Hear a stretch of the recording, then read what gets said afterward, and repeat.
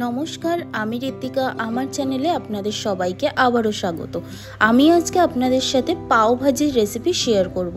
একদম দোকানের মতন পাও ভাজির রেসিপি শেয়ার করব। তার জন্য দেখুন আমি এখানে একটা প্রেসার কুকার নিয়ে নিয়েছি। ওর মধ্যে কিছুটা বাটার দিয়ে এখানে আমি দেখুন কুচিয়ে রাখা গাজর দিয়ে দিলাম, ডুমো ডুমো কেটে রাখা আলু দিয়ে দিলাম। এরপরে আমি এখানে কটা কড়াইশুঁটি নিয়েছি, কড়াইশুঁটিটা দিয়ে দিলাম। এরপরে আমি ফুলকপি কেটে রেখেছি ডুমো ডুমো করে, সেই ফুলকপিগুলোও দিয়ে নেব। দিয়ে এর মধ্যে আমি পরিমাণ মতো টমেটো দেব। আমি এখানে বড় বড় দুটো টমেটো ব্যবহার করছি। আমি আবার টমেটোর পেস্টও ব্যবহার করব, তাই বেশি টমেটো ব্যবহার করছি না।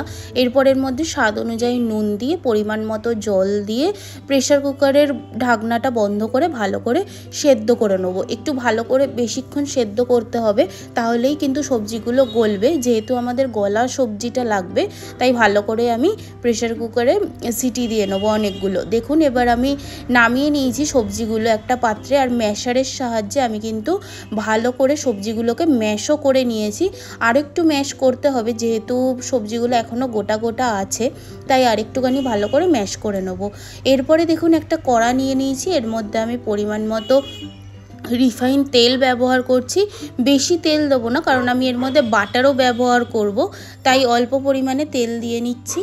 এরপর দেখুন ওই তেলের মধ্যে আমি বাটারও দিয়ে দিলাম। বাটারটা একটু বেশি পরিমাণে ব্যবহার করতে হবে, তাই বাটারও দিয়ে দিলাম। এরপরে ওই বাটার আর তেলটা গরম হয়ে এসছে, এর মধ্যে আমি গোটা জিরে দিয়ে দিলাম। দিয়ে একটু নাড়াচাড়া করে এর মধ্যে আমি কুচিয়ে রাখা পেঁয়াজ দিয়ে নেব। আর পেঁয়াজটা কিন্তু একটু বেশি পরিমাণে ব্যবহার করতে হবে, তাই দেখুন আমি কুচিয়ে রাখা পেঁয়াজটা দিয়ে দিচ্ছি।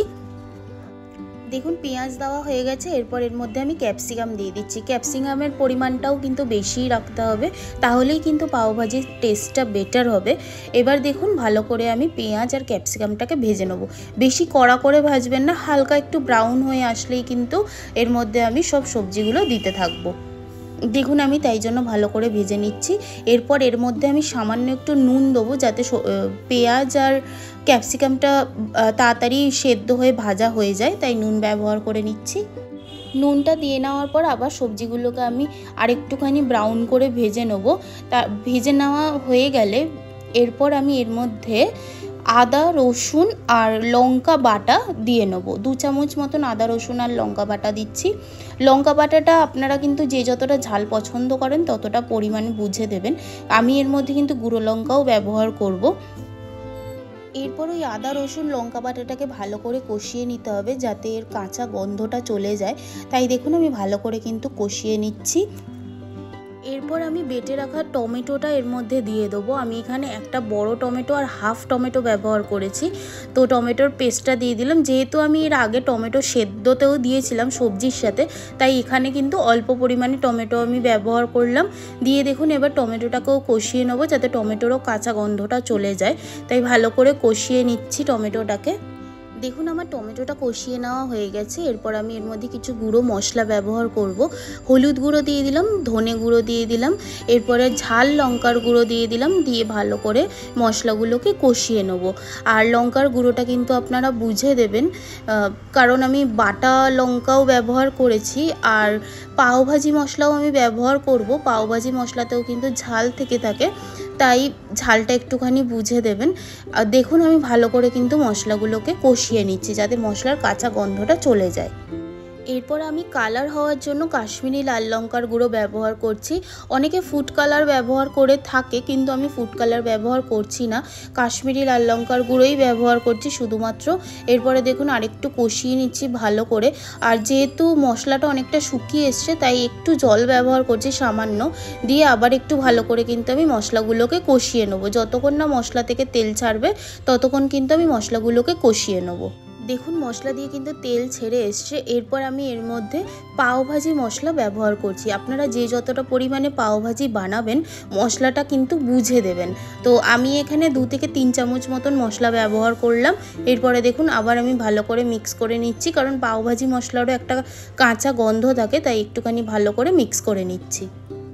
এরপর দেখুন আমি এর মধ্যে একটু গরম জল ব্যবহার করলাম। গরম জলটা দিয়ে আবার একটু মশলাগুলোকে মিক্স করে নেব। দেখুন আমার মশলাগুলোও কিন্তু মিক্স করা হয়ে গেছে। প্রায় ধরুন 1 থেকে 2 মিনিট মতন মিক্স করলেই হয়ে যাবে।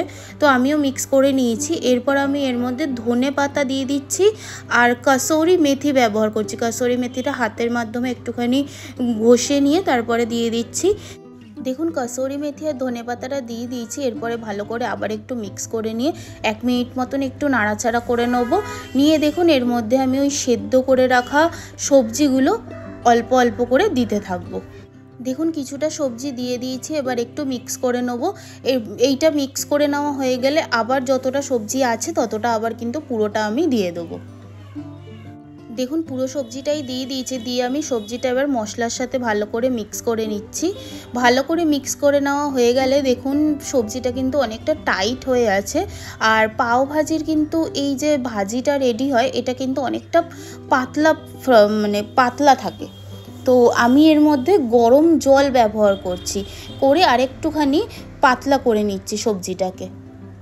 দেখুন আবার একটু ভালো করে মিক্স করে নেবো, যেহেতু আমি জলটা ব্যবহার করলাম তাই ভালো করে আরেকটু মিক্স করে নেবো। মিক্স করে নেওয়ার পরে এর মধ্যে আমি কিন্তু লেবু দিয়ে নিচ্ছি। দেখবেন পাওভাজির যে ভাজিটা রেডি হয় না ওটা একটুখানি টক টক মতন খেতে লাগে, তাই ওর মধ্যে কিন্তু লেবু দেয়, তাই আমিও এখানে লেবু ব্যবহার করে নিচ্ছি। দেখুন আমার লেবুটা দেওয়া হয়ে গেছে। এরপর আমি এর মধ্যে বাটার ব্যবহার করছি। আমি প্রথমেই বলেছিলাম যে এই সবজিটায় কিন্তু বাটারের পরিমাণটা বেশি লাগে, তাই আমি বাটার দিয়ে দিলাম। দিয়ে আবার একটু নাড়াচাড়া করে নিলেই কিন্তু আমার ভাজিটা রেডি হয়ে যাবে। এরপর চলুন পাওটা রেডি করে নিই। দেখুন পাওটার জন্য আমি এখানে একটা তাওয়া নিয়ে নিয়েছি, ওর মধ্যে আমি পরিমাণ মতো বাটার দিয়ে দিচ্ছি। এই পাওটা ভাজার জন্যও কিন্তু বাটারের পরিমাণটা একটু বেশিই লাগে, তাই আমি বাটার দিয়ে দিলাম। এরপর আমি এর মধ্যে একটু গুঁড়ো লঙ্কা ব্যবহার করছি, ঝাল গুঁড়ো লঙ্কা ব্যবহার করছি। তারপর ওর মধ্যে আমি কুচিয়ে রাখা ধনে পাতা দিয়ে দিচ্ছি, দিয়ে একটুখানি মিক্স করে নিচ্ছি। দেখুন মিক্স করে নেওয়া হয়ে গেছে। এবার যে পাওভাজির ব্রেডটা নিয়েছি সেটা মাঝখান দিয়ে কেটে নিয়েছি, নিয়ে দেখুন ওই বাটারটার ওপরে দিয়ে ভালো করে কিন্তু সেঁকে নেবো। আর 2 পিঠই সেঁকে নেবো। তো 1 পিঠ দেখুন সেঁকে নেওয়া হয়ে গেছে। এরপর আমি আরেক পিঠে বাটারটা লাগিয়ে উল্টে দেবো, উল্টে দিয়ে কিন্তু ভেজে নেবো এরকমভাবেই। তাহলেই কিন্তু আমার পাওটাও রেডি হয়ে যাবে। তো পাওভাজির রেসিপিটা দেখতে পারলেন কতটা সহজ পরিমাণে আমি আপনাদের সাথে শেয়ার করলাম। এরকমভাবেই কিন্তু একদম দোকানের মতন পাওভাজি আপনারাও বাড়িতে বানিয়ে নিতে পারবেন। আর আপনাদের যদি এই রেসিপিটা ভালো লেগে থাকে তাহলে প্লিজ আমার চ্যানেলটা সাবস্ক্রাইব করে দেবেন, একটা লাইক করে দেবেন, কমেন্ট করে জানাবেন রেসিপিটা আপনাদের কেমন লেগেছে। সবাই সুস্থ থাকবেন, ভালো থাকবেন। Thank you.